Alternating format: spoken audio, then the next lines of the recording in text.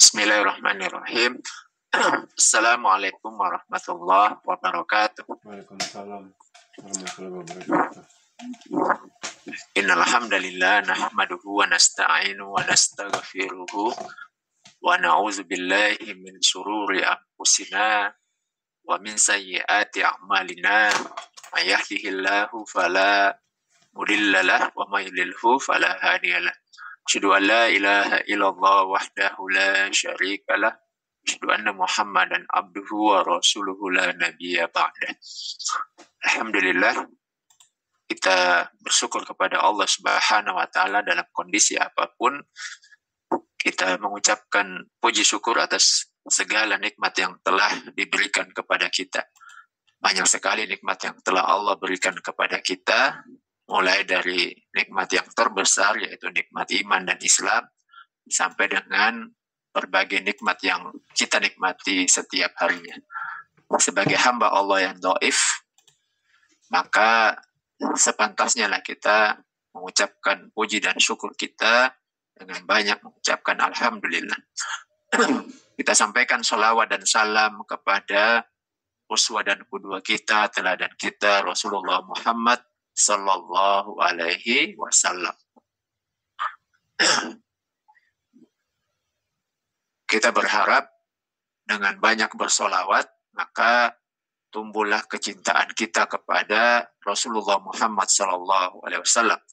Dengan kecintaan itu, maka tumbuh pula keinginan kita untuk mengikuti segala hal yang ada pada diri Rasulullah Sallallahu Alaihi Wasallam, yang mencakup tentang berbagai macam contoh-contoh penerapan Islam dan juga menjadikan Rasulullah sebagai teladan dalam hidup kita. Pagi hari ini kita akan melanjutkan kajian kita fikih muamalah tentang hukum jual beli kredit. Ya. Minggu lalu kita sudah bahas tentang dalil-dalil kebolehannya, maka kita lanjut kepada rukunnya. Ya. Jual beli kredit itu sebenarnya sama dengan jual beli biasa. Ya. Dan ada al-aqidan, ya, dua orang yang berakad, kemudian ada mahallul aqad, objek akad daripada jual beli, dan adanya sigot, yaitu ijab dan qabul, ya, seperti itu. Nah, yang perlu kita pahami tentang rukun itu adalah tentang konsekuensi daripada ada atau tidak adanya rukun. Nah, ini yang paling penting sebenarnya kita bahas. Ya, jadi mungkin kalau dari sisi rukunnya itu sudah sering kita bahas dan sering kita kaji, ya, tetapi penekanannya mungkin masih pada menghafalnya, yaitu ada atau tidaknya. Ya. Nah, sekarang kita coba lebih mendalam lagi tentang apa gunanya kita memahami rukun. Ya. Rukun gunanya kita pahami itu sebagai semacam daftar checklist untuk mengetahui apakah jual belinya itu sah atau tidak, atau batil. Ya. Karena kalau rukunnya ada, maka jual belinya sah. Kalau rukunnya salah satunya tidak ada, maka dikatakan jual belinya batil. Bahasa Indonesianya itu batal. Nah, apa konsekuensi daripada jual beli itu batal? Berarti dianggap tidak ada akad. Kalau tidak ada akad, berarti turunan dari jual beli itu juga tidak ada. Nah, apa yang dimaksud dengan turunan jual beli? Jadi turunan dari jual beli itu adalah bahwa ketika kita sudah selesai melakukan jual beli, maka barang yang dibeli itu menjadi haknya pembeli, dan uang yang dipakai untuk membayar itu haknya penjual. Berarti konsekuensi selanjutnya adalah si penjual berhak namanya itu mentasarufkan, ya, memanfaatkan uang tersebut, terserah, ya, mau belanjakan, ya, mau dibelikan lagi barang yang lain, atau mau diinfakkan, atau mau diwakafkan, itu boleh, ya. Kenapa? Karena itu sudah menjadi haknya. Demikian juga si pembeli, ya, ketika sudah membeli suatu barang, maka barang yang menjadi miliknya, yang sudah dia terima itu selanjutnya menjadi haknya. Apakah mau dia pakai, dia jual kembali juga boleh, dia berikan kepada orang lain juga boleh, ya. Karena itu sudah menjadi haknya. Nah, tapi kalau misalnya ketika dia mentransaksikan barang tersebut ada rukun yang tidak terpenuhi, maka tadi sudah kita bahas, berarti jual belinya tidak sah alias batil. Bahasa Indonesianya batal. Kalau batal berarti dianggap tidak ada jual beli. Kalau tidak ada jual beli dianggap berarti seperti posisi semula, seperti tidak melakukan transaksi. Sehingga barang yang ada itu tidak berhak atau tidak halal kalau mau dipakai, kalau mau diinfakkan, kalau mau diwakafkan, ya, dan seterusnya. Nah, seperti itu. Nah, itu gunanya kita mempelajari rukun. Jadi ketika ada terjadi transaksi, sementara belum ada objek barangnya, ya, atau misalnya belum ada ijab qabul, atau salah satu daripada penjual atau pembeli tidak ada, lalu kemudian ditransaksikan, ya. Nah, itu kemudian jual belinya batal, ya. Nah, itu seperti itu konsekuensi daripada terjadinya rukun, ya, rukun. Jadi ketika salah satu rukun dianggap tidak ada jual beli. Nah, itu kalau rukun. Nah, kemudian syarat itu sama juga, ya. Jadi kalau tidak terpenuhi syarat, maka jual belinya juga tidak sah. Lalu kemudian apa syaratnya? Syaratnya yang pertama adalah barangnya suci atau tahir, ya. Dan apa artinya suci? Yaitu bukan najis. Nah, sudah kita bahas sebelumnya di pembahasan tentang jual beli secara umum. Kemudian barangnya bisa dimanfaatkan, ya, intifabi. Lalu kemudian milik orang yang berakad. Jadi tidak boleh menjual barang yang bukan miliknya. Nah, nanti kalaupun menjual barang milik orang lain itu boleh dengan akad yang lain, ya. Nanti kita akan bahas misalnya dengan akad samsaroh, menjadi agen, ya. Kemudian bisa diserah terimakan, taslim. Kemudian barangnya diketahui, maklum, ya, barangnya makbut, ya, sudah dipegang oleh penjual, dan untuk barang ribawi ada ketentuan khusus. Nah, nanti kita akan bahas. Nah, apa ketentuan khusus untuk barang ribawi? Ya. Yang pertama, hukum asal barang ribawi. Pertama, barang ribawi kita tetapkan dulu ada 6, ya. Emas, perak, itu yang logam. Kemudian yang berikutnya ada bahan makanan. Bahan makanan ini ada berupa gandum, kemudian jawawut, kurma, dan garam, ya. Nah, kalau untuk emas dan perak itu tidak boleh diperjualbelikan secara kredit. Dalilnya sudah jelas, ya. Kemudian untuk 4 barang ribawi, gandum, jawawut, kurma, dan garam boleh dikreditkan dengan syarat, ya. Yang pertama dijual dengan akad salam, ya, dijual dengan akad salam. Kemudian kalau tidak, maka harus ada barang jaminannya, rohan. Jika tidak ada bahan jaminan, maka kedua belah pihak itu harus sudah saling mengenal dan saling percaya. Nah, apa dalilnya? Dalilnya adalah yang pertama, ya, tentang barang ribawi. Dalam hadis disebutkan az-zahabu biz-zahabi. Emas itu ditukarkan juga dengan emas. Kemudian wal fiddatu bil fiddati. Perak itu ditukarkan juga dengan perak. Wal buru bil burli. Gandum ditukarkan juga dengan gandum. Wasyairu bisyairi. Ya.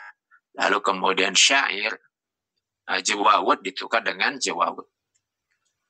Watamru bitamri. Ya. Lalu kemudian kurma dengan kurma. Wal milhu bil milhi, garam dengan garam. Nah, apa syaratnya? Disebutkan mislan bi mislin. Takarannya itu harus sama. Itu yang pertama ya. Kemudian sawaun bi sawain. Yadan biyadin. Jadi dilakukan dengan yadan biyadin, yaitu kontan. Cash and carry.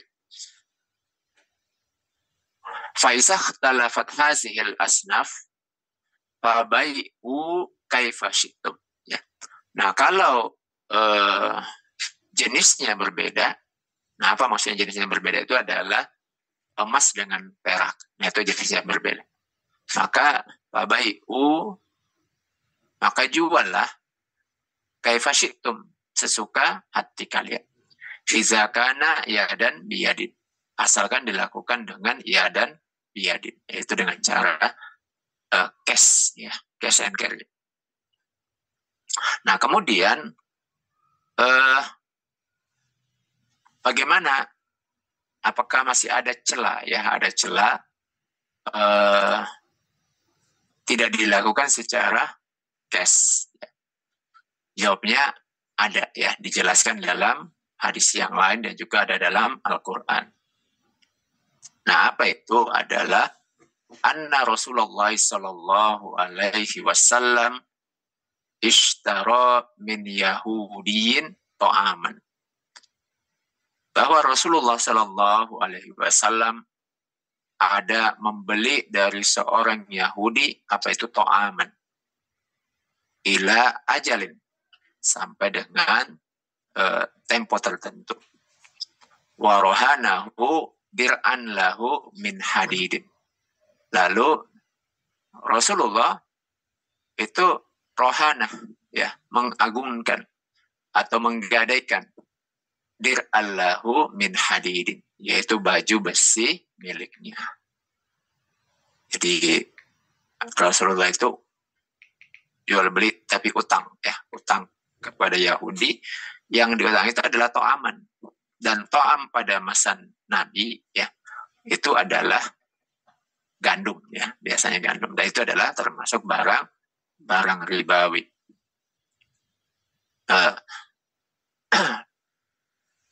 Sementara sebelumnya kita sudah bahas bahwa kalau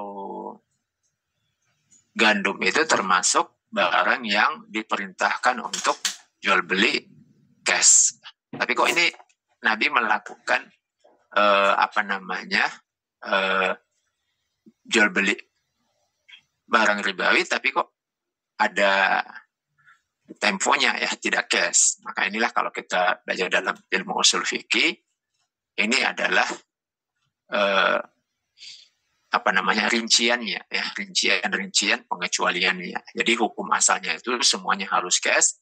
Lalu kemudian ketika tidak bisa cash, lalu kemudian ada kebolehannya itu pada bahan makanan, ya, yaitu yang 4 tadi. Nah, kemudian ada syaratnya. Jadi kalau bahan makanan tadi itu ada agunannya, yang pertama. Nah, tapi kalau kemudian tidak punya agunan, lalu kemudian dijelaskan dalam surah Al-Baqarah ayat 283, ya. Wa in kuntum ala safarin walam tajidu katiban farihanun maqbudah. Jadi wa in kuntum ala safarin, jika kamu dalam perjalanan dan bermuamalah tidak secara tunai, ya, maka walam tajidu katiban, sedangkan kamu tidak memperoleh seorang katib, penulis, ya, pencatat, maka yang dilakukan itu adalah farihanun maqbudah, maka hendaklah ada barang tanggungan, barang jaminan atau barang gadainya, ya. Fa in amina ba'dukum ba'dan falyu'addil lazi tumina amanatahu waliyattaqillaha rabbahu, ya. Jadi hendaklah ada barang tanggungan atau barang jaminan yang dipegang oleh orang yang berpiutang. Nah, akan tetapi jadi dalam Quran juga menyatakan fa'in amina ba'dukum ba'dan, tapi kalau kalian itu uh, sebagian kamu mempercayai sebagian yang lain, ya. Fa in amina ba'dukum ba'dan, kan bagaimana dia bisa mempercayai itu adalah ketika sudah pernah bertransaksi sebelumnya tentunya, ya. Jadi kalau kepercayaan itu muncul kan karena sudah pernah bertransaksi. Jadi konsumennya itu beli sesuatu lalu kemudian punya track record bagus pembayarannya, ya, lancar. Kalaupun tidak lancar dia ada komunikasi misalnya. Nah kalau seperti itu penjual jadi percaya, ya kan. Kalau kita lihat para distributor barang, ya, ketika dia menyuplai barang-barang ke reseller di bawahnya atau toko-toko grosir misalnya, itu pada umumnya ada sebagian itu titip jual.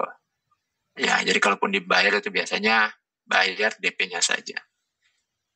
Nah, kenapa sebagian apa itu berani titip jual atau bayar DP saja?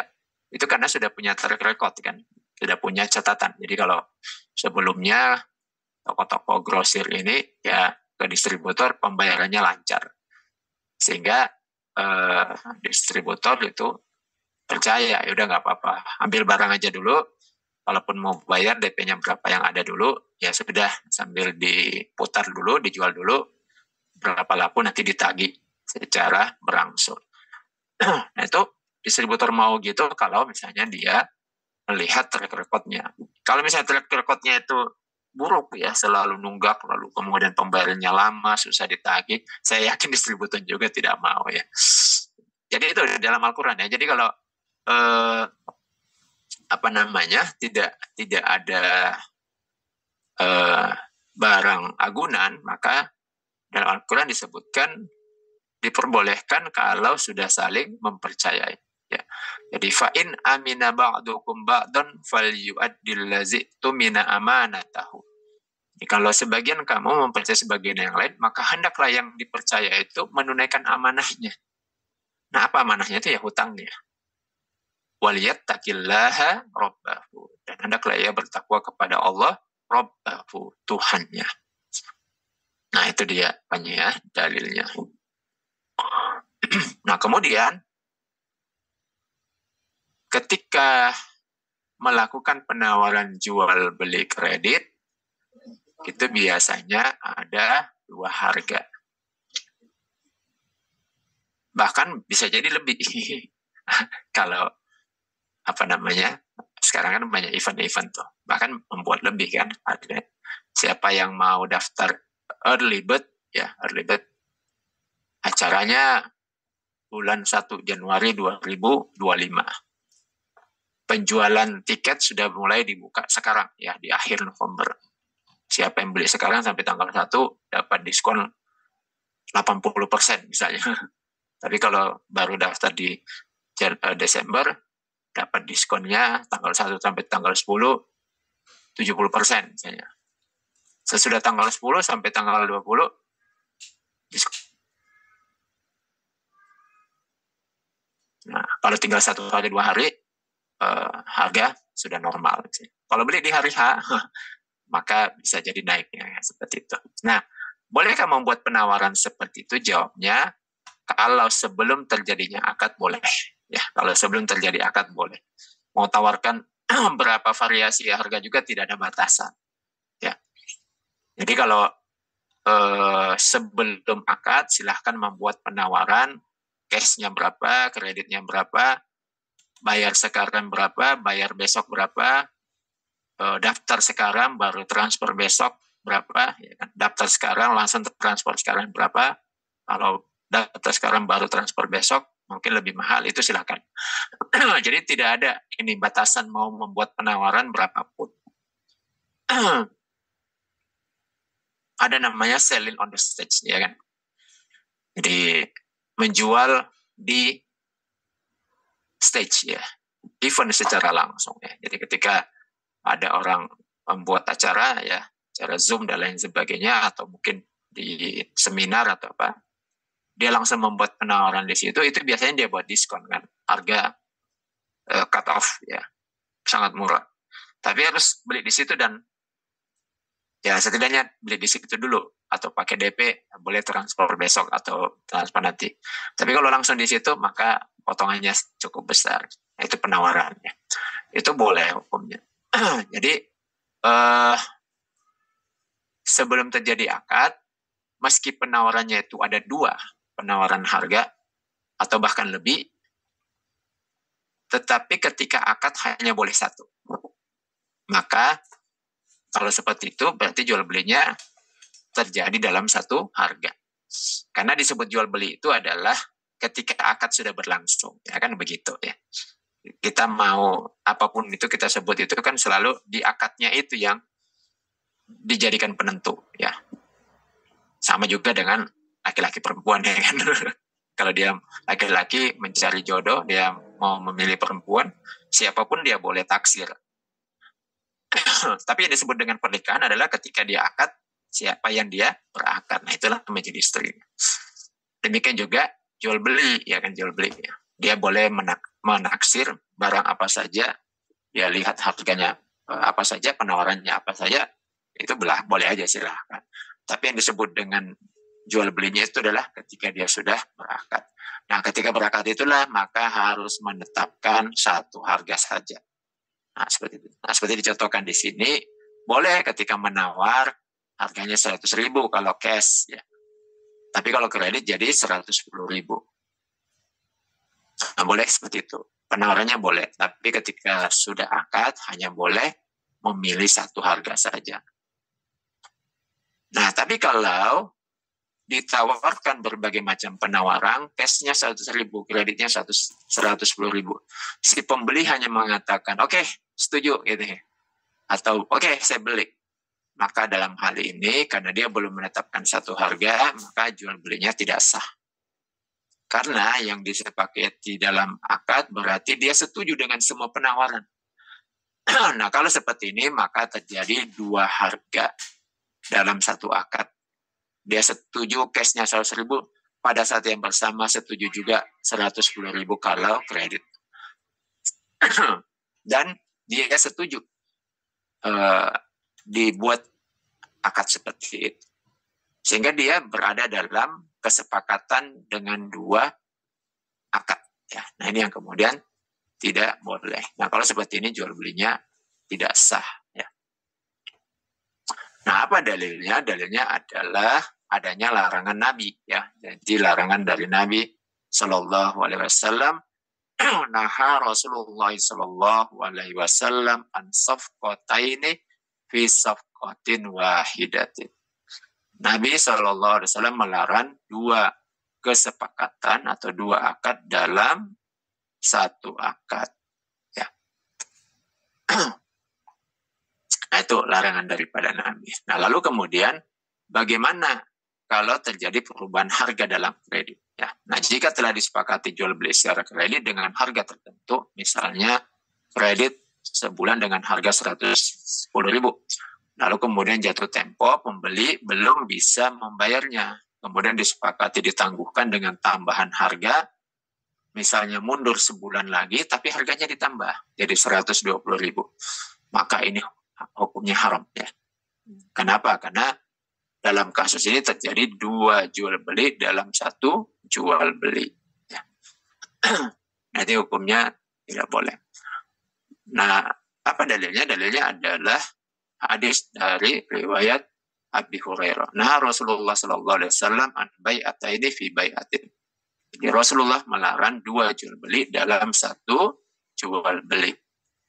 Lalu pertanyaannya, bagaimana solusinya? Ya, solusinya adalah man ba'a bai'atani. Jadi man ba'a bai'ataini. Jadi siapa yang menjual dengan 2 jual beli, ya, falahu au kasuhuma au riba, ya. Siapa yang menjual dengan jual beli, maka baginya harga yang lebih rendah atau riba. Jadi jika terjadi kasus tersebut, yang dimaksud dengan harga yang lebih rendah itu adalah harga kesepakatan awal, ya. Jadi dicatat, yang harga yang lebih rendah itu adalah harga yang disepakati di awal ketika akad. Jika dengan harga yang lebih tinggi, maka selisihnya itu adalah riba. Jadi solusinya gimana? Solusinya kembali kepada akad di awal. Ya. Nah, seperti itu ya. Nah, kemudian ada istilah namanya jual beli inah. Jual beli inah itu adalah misalnya A menjual motor kereta ya kepada B secara kredit 1 tahun dengan harga 11 juta. Lalu kemudian B menjual lagi kepada A secara tunai dengan harga 10 juta. Ya, sehingga A menyerahkan 10 juta kepada B secara tunai dan setahun lagi akan mendapatkan 11 juta dari B secara kredit. Nah, seperti itu ya. Nah, ini teknik untuk mendapatkan hutangan ya, teknik mendapatkan hutangan dari seseorang secara riba tetapi dibungkus dengan jual beli. Ya, seperti itu. Jadi ini apa namanya? Mengakali ya, mengakali utang uang dengan cara ada barang yang dibeli. Nah, seperti itu. Nah, ini namanya jual beli inah. Jual beli inah ini hukumnya haram. Sekarang ini banyak yang melakukan ini juga ya. Jadi diakali ya, diakali ketika dia butuh uang kepada orang yang mau minjamin ini tidak mau kalau dia meminjamkan apalagi waktunya lama tetapi tidak ada tambahannya. Lalu kemudian diakali dengan cara seperti ini, pakai ada barang yang seolah-olah, ini kan seolah-olah dijual, tapi kemudian balik lagi kepada pemilik awal. Tapi pemilik awal dapat utangan, ya, seperti itu. Nah, ini hukumnya haram. Dalilnya apa? Dalilnya adalah hadis Nabi, ya. Jadi, idza dhanna an-nasu bid-dinar wad-dirham, ya. Jika manusia itu sudah bakhil dengan dinar dan dirham, wa tabaya'u bil 'ainah, lalu kemudian berjual beli secara 'ainah, wattaba'u aznabal baqar, lalu kemudian mengikuti ekor sapi, maksudnya sibuk beternak. Lalu watarakul jihad fi sabilillah, meninggalkan jihad fi sabilillah, maka unzilallahu bihim zullah, maka Allah akan menurunkan atas mereka itu adalah kehinaan. Falam yarfa'hu anhum hatta yuraji'u dinahum, maka Allah tidak akan mengangkat kehinaan itu hingga mereka kembali kepada agama mereka, artinya bertobat dan tidak melakukan kembali yang disebutkan di atas, ya. Yaitu apa? Salah satunya tidak melakukan jual beli inah, ya. Oke, baik. Presentasinya kita buat sampai jam 6 saja. Setelah ini kita diskusi, ya. Silakan Bapak Ibu, mungkin melalui Pak Pakar, ya, boleh ada yang mau didiskusikan, tafadhol. Baik ya Bapak-Bapak, banyak waktu kita ya, ada lebih kurang 30 menit. Kita buka aja diskusi dan jawab, silakan yang mau bertanya. Siapa nih? Pak Maroni, silakan Pak Maroni. Assalamualaikum warahmatullahi wabarakatuh, Pak Ustadz. Waalaikumsalam. Waalaikumsalam warahmatullahi wabarakatuh. Ya, silakan Pak. Ya Pak Ustadz, izin tanya terkait dengan barang sitaan, di mana contohnya nasabah meminjam uang dengan agunan, contohnya rumah misalnya, tapi tidak sanggup membayar sehingga barang agunannya itu disita sama bank. Kemudian biasanya ada di apa itu? Dilelang ya Pak Ustadz, ya, di bank-bank itu barang-barang sitaan dari bank dilelang. Kemudian kita beli. Terkadang bahkan terkesan barang sitaan itu kan orangnya masih ada di rumah, bahkan pemilik aslinya itu tidak berniat buat menjual, tapi bank yang menjual, sehingga harus berurusan ke pengadilan seperti itu, Pak Ustadz. Gimana hukumnya ini Pak Ustadz? Bank menjual barang agunan di mana orang yang punyanya itu tidak mau menjual sebenarnya. Iya, tidak ridho ya. Iya, tidak ridho, tidak menjual, tapi bank secara paksa menjual Iya. barang tersebut. Syukron, Pak Ustaz. Iya. Iya. Jadi kalau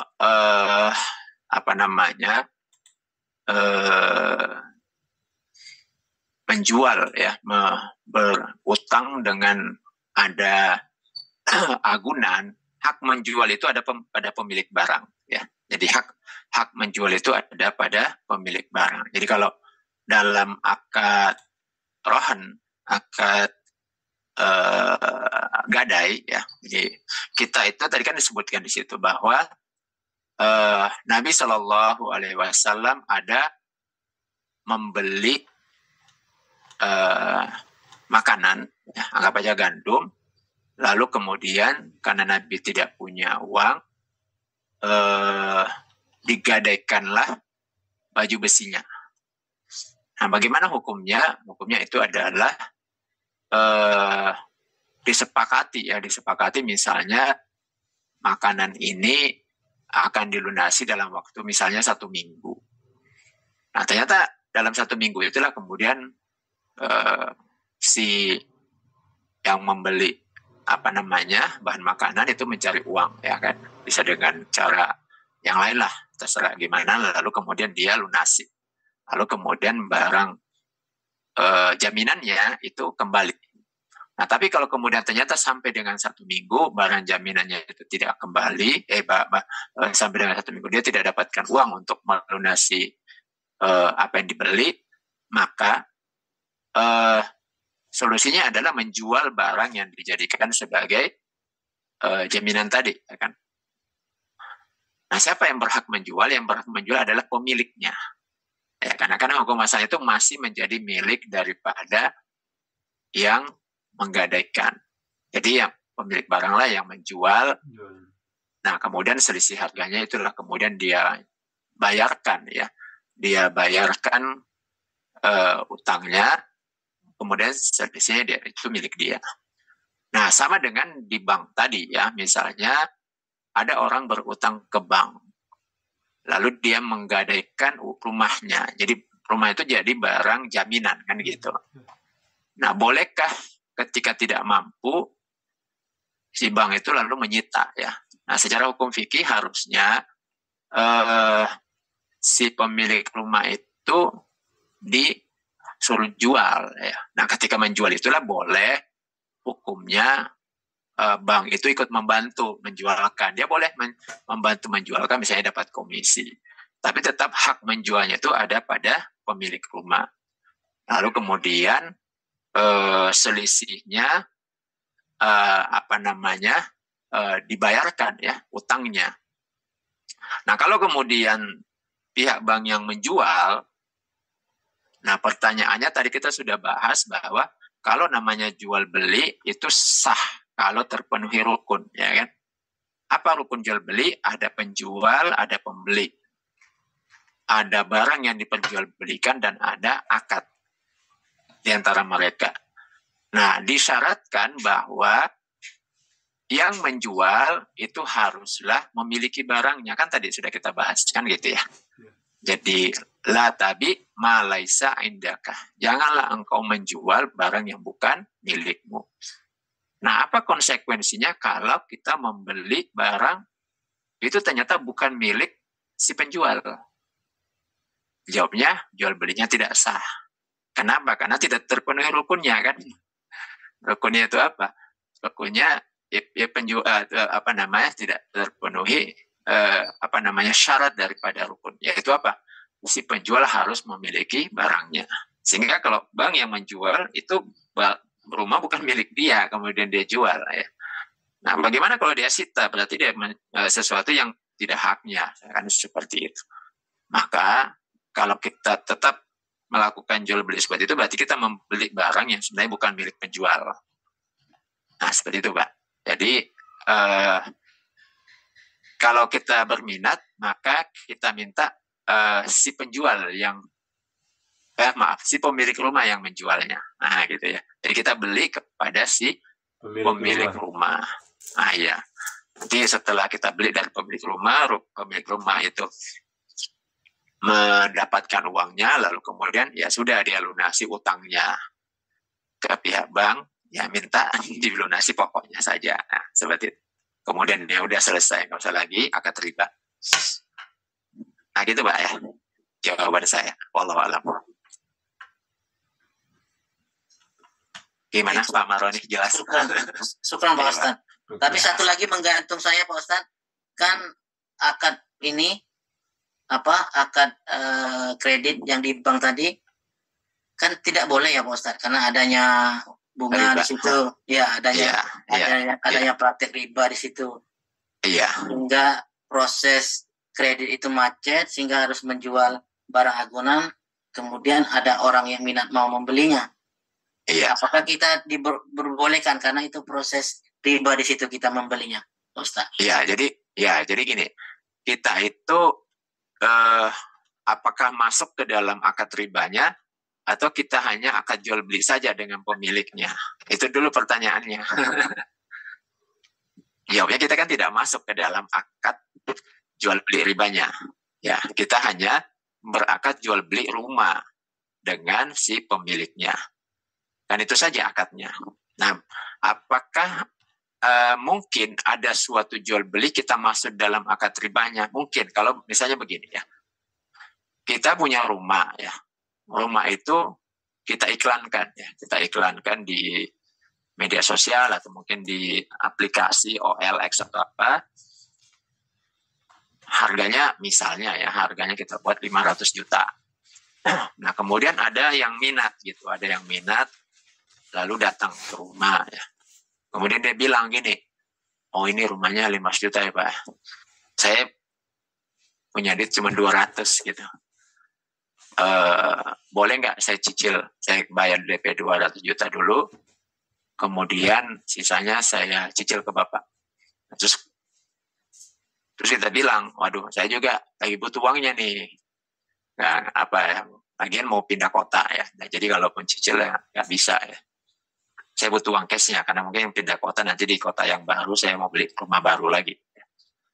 Lalu kemudian si calon pembeli menawarkan alternatif ya.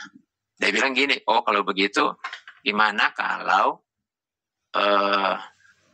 ini saya bawa ke lembaga pembiayaan ya, apakah ke bank atau lembaga leasing ya. Nah kemudian kita setuju, misalnya ya kita setuju. Terjadilah akad antara 3 orang. Antara kita, pemilik rumah, kemudian ya keuangan. lembaga pembiayaan, lalu dengan orang tadi. Yaitu apa? Nah, jadi akad leasing, ya kan, akad leasing. Nah, kalau seperti ini, akadnya riba. Ya. Yaitu apa? Calon pembeli membayarkan DP ke pihak leasing, lalu pihak leasing bayar cash kepada kita. Iya. Nah, itu kan yang tanda tangan tiga pihak kan, antara kita, pihak leasing dengan calon pembeli. Nah ini akadnya riba. Ya. Seperti itu. Tapi kalau dibuat akad terpisah. Akad terpisahnya itu gimana? Pertama pihak lembaga pembiayaan dia beli cash dari kita dulu dan tidak berhubungan sama sekali dengan orang yang mau beli rumah kita tadi. Nah dia beli cash dari kita, selesailah jual beli kita dengan pihak lembaga pembiayaan. Nah jadilah rumah itu milik daripada lembaga pembiayaan. Nah kemudian tadi rumah tadi oleh lembaga pembiayaan itu dijual kembali kepada yang mau beli. Dengan jadi pembiayaan ke kita itu akadnya cash, lalu lembaga pembiayaan tadi dengan calon pembeli tadi yang cuma punya 200 juta, dia beli dari lembaga pembiayaan dengan akad kredit. Nah, dia bayar DP 200 juta dulu, sisanya baru dia kredit cicil ya. Nah itu hukumnya boleh. Jadi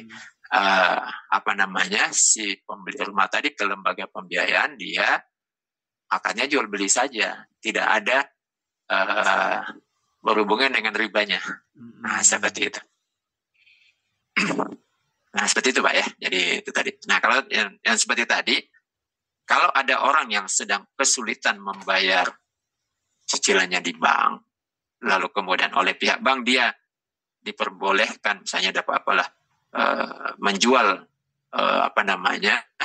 asetnya yang sedang jadi jaminan di pihak bank, dia yang diberi kewenangan untuk menjual, maka kita datang ke orang yang asetnya, katakanlah rumahnya itu sedang jadi jaminan di bank, kita jual beli dengan dia, dan kita hanya berhubungan dengan dia, artinya akadnya hanya dua pihak antara kita dengan pemilik rumah. Setelah kita bayar ke dia, lalu dia yang membayarkan utangnya ke pihak bank. Itu berarti kita berhubungan dengan si pemilik rumah tadi, itu hukumnya boleh. Karena akad kita hanya jual beli, kan, tidak ada unsur-unsur riba di dalamnya. Adapun ribanya itu dia dengan banknya. Nah, gitu, Pak. Terima kasih, Ustaz. Syukur, Ustaz. Ya, Paham. Ya, Afan, ya. Alhamdulillah, kalau sudah paham, alhamdulillah. Silakan berikutnya. Assalamualaikum, Ustaz. Waalaikumsalam warahmatullahi wabarakatuh. Minta tolong, Ustaz, silakan. balik ke hadis syarat yang belakang tadi, Ustaz, tentang jual beli. Yang mana, Ini, Pak Pak. Donald? Enggak, Ustaz, lagi di bawahnya, Ustaz. Tukar menukar apa itu? Emas dan barang ribawi. Oh, yang barang ribawi tadi ya, sebentar ya. Oh, ada 6 tadi ya, gandum, perak, jawawut. Iya, Ustaz. Nah, itu dia. Ya. Nah, di sini, Ustaz, kan dibilang dilakukan dengan kontan, dan jika Ya. berbeda jenisnya maka jual belilah sesukamu. Nah, Ya. Rasul di situ, Ustaz, setelah itu kan ada menggadaikan emas dengan barang makanan tadi yang berbeda, yang menggadaikan besi tadi, Ustaz. Satu lagi, Ustaz. Iya, baju besi ya. Ya. Baju besi, Ustaz. Di sini menurut hadis ini kan, apakah tadi barang yang dibeli Rasul tadi, makanan tadi, tidak seperti gandum atau jawawut itu, Ustaz? Kalau bahan makanan itu gandum, Mbak, yang dibeli. Di sini kan gandum, oleh kata Rasul, harus kontan, Ustaz. Iya, harus kontan, betul. Di sini tadi, Rasul membeli dengan utang baju besi, Ustaz. Itu makanan apa maksudnya? Ya, ini hadisnya ya, yang kedua. Jadi, Iya. Makanan pada masa Nabi itu gandum, Pak ya. Iya. Jadi, atau jawawut juga jadi makanan di Arab ya. Jadi tapi pada umumnya gandum. Nabi membeli gandum, tapi karena belum ada dana, akhirnya kemudian utang. Ya. Tapi kemudian Nabi membuat ada jaminan. Istilahnya sekarang itu menggadaikan lah ya. Menggadaikan, mengagunkan atau menjaminkan. Apa yang dijaminkan itu adalah baju besi beliau. Iya. Nah, itu berarti dalam ilmu usul fikih bahwa hukum asalnya itu harus cash. Nah, tapi ketika tidak punya duit cash, boleh tidak cash dengan syarat yang pertama ada agunannya. Ya, ada agunannya. Yaitu agunannya berupa barang yang lain. Nah, di sini agunannya baju besi. Boleh barang yang lain ya, boleh sepeda, kereta, dan lain sebagainya. Nah, gitu Pak, ininya. Maksud saya, Ustaz, yang dibeli Rasul ini kan bahan pokok makanan. Berarti ya, jelas gandum. Begitu, Ustaz. Nah, sementara di dalam hadis yang pertama tadi harus cash. Terus di bawahnya ini, di lagi ada sebuah ini, kan apabila kita saling percaya itu kan berarti nggak pun pakai jaminan boleh, Ustaz. Berarti boleh secara hutang kalau makanan, begitu, Ustaz? Iya. Jadi tadi disebutkan, jadi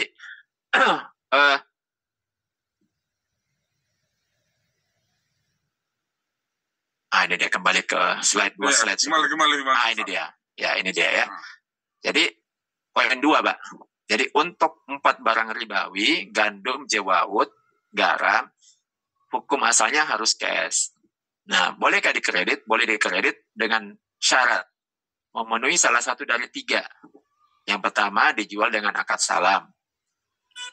Ya, akad salam itu karena memang di masa Nabi orang sudah melakukan akad salam. Biasanya orang butuh kurma untuk bulan Ramadan.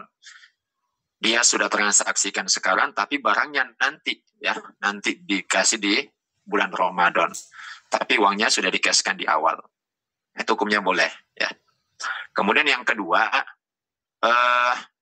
istilah sekarang panjar ya Ustaz ya? Atau di ya cash? kalau panjar itu baru DP Pak, ya. Tapi ini harus cash di awal. Oh, cash harus. Ya cash di awal. Harus cash. Harga sudah dibayar cash, tapi barangnya nanti pada saat kesepakatan kapan nyusul ya. Nah, itu namanya akad salam. Jadi barang ribawi itu boleh seperti itu, Pak. Nah, kemudian yang kedua harus ada barang jaminan. Kalau misalnya tidak cash, seperti tadi itulah. Nabi membeli gandum, kemudian belum ada uangnya, maka kemudian Nabi memberikan baju besi sebagai jaminannya. Nah, selama masa jaminan itulah misalnya Nabi menjanjikan misalnya ya, ini saya bayar 7 hari lagi ya. Berarti kan berutang tuh. Tapi gandumnya sudah diambil, maka sebagai barang jaminannya itu adalah baju besinya. Artinya kalau dalam 7 hari ternyata belum ada juga uang untuk melunasi pembelian gandum, maka baju besi itulah yang akan dijual oleh Nabi untuk kemudian membayar harga gandumnya. Nah, tentu saja baju besinya harus lebih mahal daripada gandum yang dibeli. Nah, gitu. Bagaimana kalau tidak ada barang jaminan? Maka seperti tadi dalam ayat Al-Quran tadi ya, di surah Al-Baqarah ayat 283, kalau kita melakukan transaksi di mana kita menggunakan barang jaminan, nah tapi kalau dengan orang yang tempat kita bertransaksi itu sudah saling mempercayai, maka boleh hukumnya ya, boleh hukumnya tidak perlu barang jaminan. Nah, seperti tadi ya, seperti itu. Nah, berarti kalau mau di poin 3 ini syaratnya sudah biasa bertransaksi sebelumnya dan si penjual itu mempercayai ya, mempercayai pembelinya ini. Ya, kenapa? Karena mungkin sudah biasa si pembeli ini membeli barang dari tokonya dan pembayarannya lancar. Nah, seperti itu. Maka si penjual itu boleh, tidak perlu dia meminta barang jaminan, cukup dengan kepercayaan saja untuk barang-barang ribawi tadi, yang makanannya, seperti itu, yang 4 tadi. Bisa dipahami Pak Matondang ya? Paham Ustaz, ini atau dia pandainya udah tua Ustaz, khusus barang ribawi yang tadi kajian awalnya lupa Ustaz. Jadi hanya melihat hadis. Hanya melihat hadis tadi Ustaz, memahami.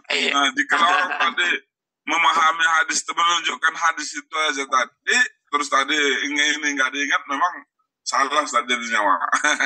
Oh iya, berarti nggak ada khusus barang ribawinya Ustaz. Nanti dikirim sama Pak Ustaz nanti PDF-nya. Ini belum dikirim kan Pak Ustaz? Ini Pak Matondang ini badannya di sini tapi tidak tahu kita pikirannya lagi di mana gitu kan? Enggak, dibaca juga ya tadi memang. Oh, dibaca juga. Khusus barang ribawi sudah baca Ustaz. Tapi kita memahami hadis tadi lah. Ini bagaimana hadis itu bertentangan nih? Pikir Ustaz. Oh gitu ya. Oke. Faktor U. Ya, banyak dipikirkan Pak ya. Jadi ini hadis Rasul ya Ustaz ya, khusus barang ribawi ini juga berarti ya? Iya betul. Ketetapan Rasul ya? Iya. Jadi kalau ada sebuah larangan dalam Al-Quran atau perintah dalam Al-Quran ataupun dalam hadis, nanti pengecualiannya itu nanti kita melihatnya di dalam hadis, kadang juga di dalam Al-Quran juga pengecualiannya. Jadi ada namanya perintah secara umum, lalu kemudian ada istilahnya itu rincian-rinciannya. Ya, sama dengan sholat ya kan, sholat itu wajib berdiri. Nah tapi kalau kemudian tidak bisa berdiri, bolehkah duduk ataukah bahkan berbaring dengan isyarat, nah baru kemudian ada rinciannya kan, boleh kalau ya misalnya sakit atau ada kondisi yang tidak memungkinkan untuk berdiri dan seterusnya. Hukum asal orang mau sholat itu harus berwudu dengan air. Ketika dia tidak mendapati air, bagaimana? Barulah kemudian ada rincian-rinciannya, ya boleh tayamum dan seterusnya. Nah gitu Pak, itunya. Nah hukum agama itu begitu kan, kita selalu diperintahkan dengan perintah umum dulu, baru kemudian ada rincian-rincian pengecualiannya, tapi itu juga pengecualian selalu ada kondisi-kondisi yang memperbolehkan. Nah gitu. Ya Ustaz, untuk menyambung ini tadi di hadis itu seharusnya enaknya hadis itu tadi kecuali empat jenis barang ribawi gitu. Tadi kan nggak harus kontennya.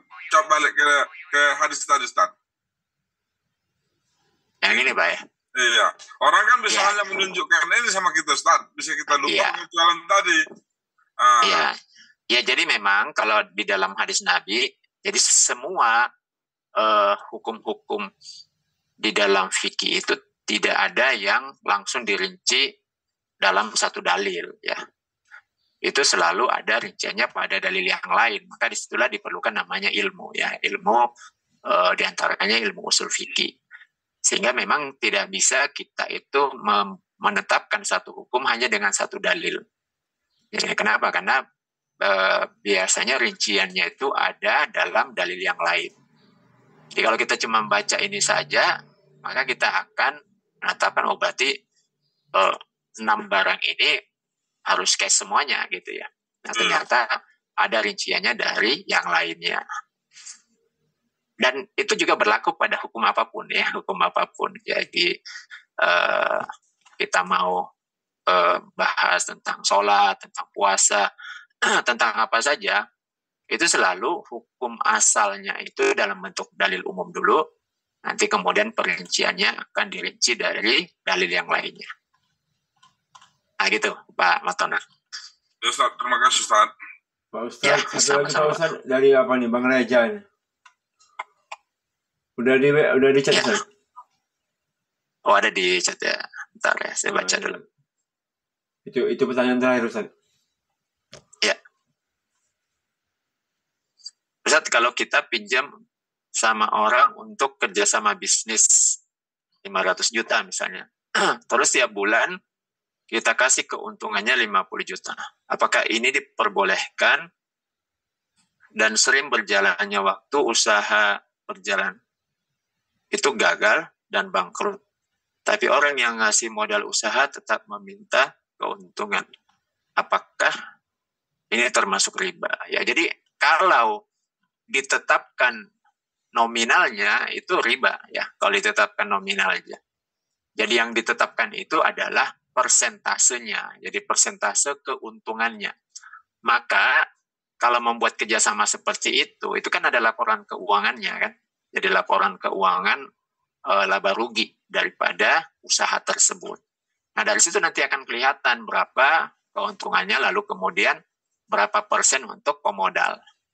Jadi tidak ditetapkan misalnya dia harus dapat tiap bulan 10 juta atau 50 juta. Kalau dipatok seperti itu, berarti itu adalah riba. Kenapa? Karena sudah mematok berapa return imbal balik yang dia terima. Itu sudah jelas pasti riba kalau sudah ditetapkan. Nanti saya ada usaha ini nih, usaha apa misalnya grosir ya kan. Ya invest 100 juta usaha grosir saya, jual beli barang kebutuhan rumah tangga, nanti kamu dapat bagi hasil setiap bulan misalnya 5 juta ya. Atau 10 juta. Berarti dia hitung-hitung, wah lumayan nih 10% daripada invest. Nah kalau sudah seperti itu sama dengan dia nabung di bank kan. Dia tabung 100 juta tiap bulan dapat, misalnya kalau dia dapat bagi hasil 5 juta tiap bulan, berarti dia dapat 5%. Kemudian ketika usaha berakhir, dia minta balik modalnya. Ya sama aja dia nabung di bank. Itu persis sama. Karena sudah dipatok ya berapa dia dapat. Nah yang boleh itu adalah menetapkan persentase dari keuntungan. Sekaligus diberitahukan tentang resiko kalau rugi, ya kan? Resiko kalau rugi karena normalnya usaha itu dia menanggung resiko kerugian modal. sementara pengusahanya menanggung beresiko kerugian tenaga. Ya, kerugian tenaga itu apa? Dia sudah capek-capek jualan, rugi ya tidak dapat bagi hasil kan tentunya begitu. Nah gitu ya Pak Reza ya. Jadi yang tadi itu akadnya diperbaiki Pak. Jadi akadnya itu bagi hasilnya berdasarkan persentase keuntungan, dan kalau terjadi kerugian maka pemodal menanggung kerugian modal ya kalau terjadi kerugian. Si pengusaha dapat rugi apa? Dia dapat kerugian tenaga. Sudah capek jualan tapi tidak dapat bagi hasil. Nah, seperti itu. Oke, Anda sudah jelas ya, Bapak Ibu ya, untuk kajian ini. Kita cukupkan ya untuk pagi ini. Saya rasa sudah jelas. Sambung sedikit Ustaz dengan pertanyaan ini bisa Ustaz? Gimana Pak? Seumpamanya tadi kita sebutkan kerugian tentang risiko. Nah, risiko kita bebankan tidak ada kepada pemodal. Seumpamanya apabila hendak merugi, kita langsung balikkan 100%-nya juga Ustaz, begitu Ustaz. Kita kan paham dengan pengelola usaha Ustaz. Iya. Begitu. Kerugian tidak ada ditanggung dengan apanya. Apabila kita mau rugi kan dengan laporan udah tahu Ustaz, maka dikembalikan secepatnya begitu Ustaz. Iya, jadi ya boleh juga membuat ini antisipasi ya. Jadi sebenarnya yang dilakukan itu adalah antisipasi supaya pemodal tidak mengalami kerugian ya. Itu yang dilakukan sebenarnya ya. Jadi dibuat laporan keuangan itu biasanya kan sudah mulai terlihat indikasinya kan. Ketika usaha itu akan mengalami kerugian, misalnya ketika penjualan sudah mulai menurun ya kan. Nah, itu kan sudah mulai terlihat indikasi. Nah, kalau sudah seperti itu pengelola itu bisa langsung segera membuat laporan keuangan lalu melaporkannya kepada pemodal untuk kemudian diambil keputusan apakah usahanya di stop dulu, barang dikembalikan kepada pemilik modal misalnya seperti itu. Nah, ya. Jika membaik ekonomi, kita lanjut kembali, kita bilang Ustaz. Boleh ya, boleh juga dibuat kesepakatan seperti itu, Pak. Nah. Iya. Ustaz, agar bisa menggaji. Betul, Pak. Ya. Oke, baik, kita cukupkan ya, Bapak Ibu, untuk pagi hari ini kita tutup dengan bacaan hamdalah. Alhamdulillahirabbil alamin. Kita tutup dengan doa kifaratul majelis. Subhanakallahumma bihamdika asyhadu an la ilaha illa anta astaghfiruka wa atubu ilaik. Assalamualaikum warahmatullahi wabarakatuh. Waalaikumsalam. Waalaikumsalam warahmatullahi wabarakatuh. Nanti minta ini Ustaz ya, PDF Ustaz ya. Yang ini sudah saya kirim ke Pak Pakar ini. Masih lanjutan kan ini? Belum Ustaz. Hah? Nggak ada sana. Oke, nanti saya cek dulu di Telegram ya. Iya, kayaknya via Telegram ada saya kirim ke Pak Pakar. Oh iya Ustaz. Ya, oke Pak ya. Ya. Saya izin duluan ya semua. Ya, Bapak, syukur Ibu. Ustaz. Foto dulu saudara-saudara. Oh, mau foto dulu? Ya, oke. Oh, udah keluar 2 orang ya. Oh. Jadi 18 orang dari. Udah nggak apa-apa. Iya. Silakan Pak Matondang. Ya, saya juga buka kamera dulu. Nanti nggak enak juga nggak buka kamera untuk foto. 1, 2. Oke. Mantap. Oke Pak ya. Ya. Oke, Ustaz. Terima kasih. Ya, sama-sama Pak ya. Ya, assalamualaikum. Salam. Baik ya, Bapak-bapak semuanya. Insya Allah kita sambung lagi di Senin depan ya. Dan juga masih kita tunggu ya yang mau bayar uang tabaruk untuk Ustaz kita. Insya Allah nanti kita Sabtu kita kasih ke guru-guru kita ya. Biar bisa digunakan sama guru-guru kita uang tersebut ya. Insya Allah nanti materi saya minta sama Pak Ustaz. Nanti saya japri masing-masing ya PDF-nya. Masih Pak Akar. Ya, sama-sama Pak Asma. Malaysia nggak hujan, Malaysia kan aman kan? Malaysia nggak hujan. Ada hujan, berhenti dah. Oh, nggak hujan, alhamdulillah. Apa Pak Miskan?